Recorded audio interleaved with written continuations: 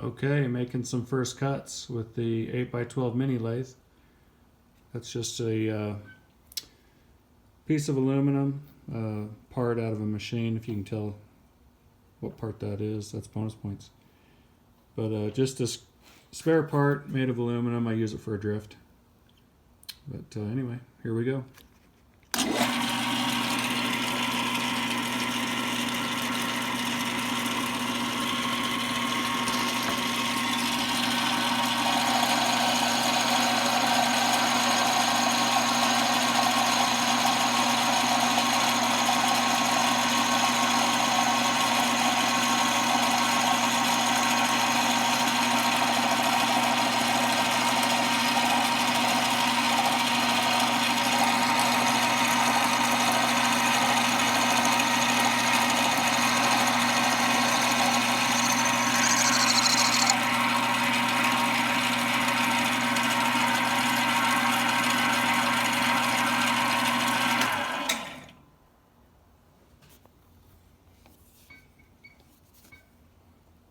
Not bad.